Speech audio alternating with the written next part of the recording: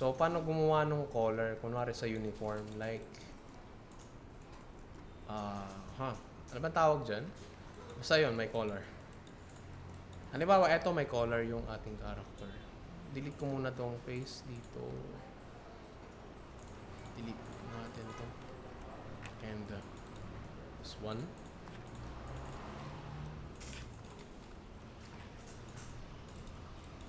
Delete ko muna kasi doble. So, re-reverse ko lang. So, halimbawa may color yung character. Extrude ko to outwards. Control E. And ibababa ko. And scale.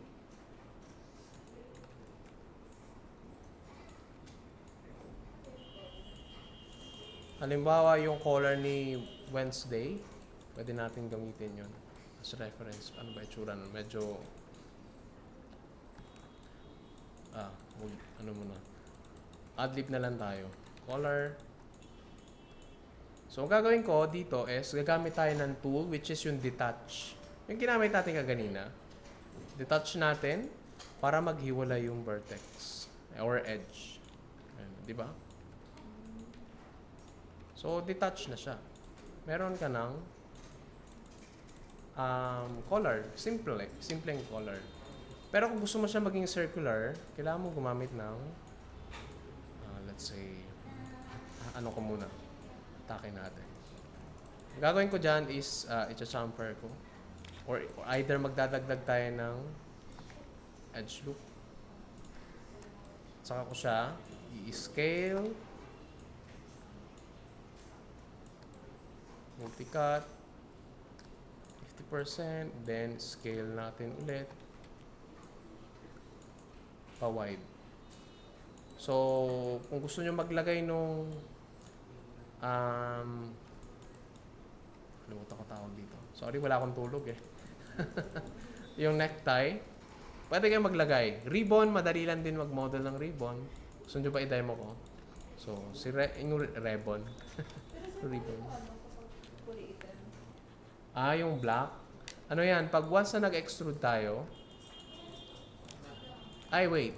Important pala kasi si color kasi is separate object. So, ano ba yung separate? Isa-separate ko siya, yung face ng color. Separate ko na lang para madali yung modeling part. So, separate ko to. Paano mag-separate? Di ba ginagamit natin duplicate? Gamitin nyo is extract this time. Pag nag-extract siya, ibig sabihin, madidelete yung face and then i-extract niya. Unlike yung duplicate face, mare-retain yung face. Ayan, mare-retain niya. Ito naman sa extract. As in, kukunin niya yung specific face na sinelect mo. Yun siya, okay? So, gawin natin ganun. Extract natin siya. Yung black face, try natin itong i-fix. Reverse ko muna. Ay, tama naman. So, gagawin ko, extrude ko to. And, outwards. Saan yung blue? Siguro. Or yung thickness.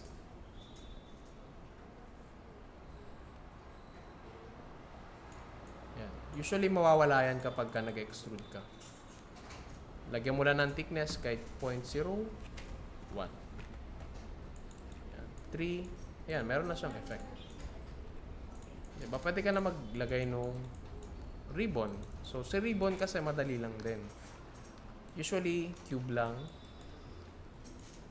And, model natin yung ribbon. Duplicate ko na siya para may backup ako pag mag-model ako later. Scale natin. Up. And, dagdag akong division. Or, let's say, connect natin. G. Sorry. Press G para ayaw niya. Connect na lang. Enter. Pag nag-3 ako, ganyan yung look niya. So, hide ko muna to. Duplicate. Then vertex, simpleng ribbon lang to hindi to yung ribbon na medyo ano, let's say ganyan. And hahatakin ko to dito. And at pababa. To. And then 3.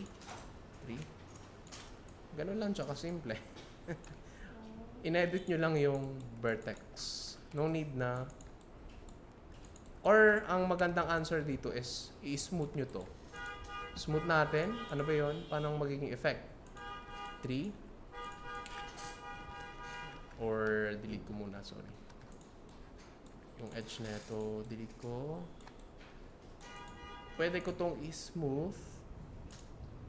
Yun. Kuha nyo na.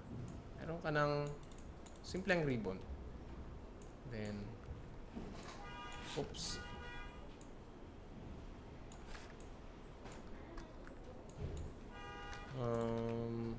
Yan. Scale. Pwede mo na ito i-combine. Scale konti.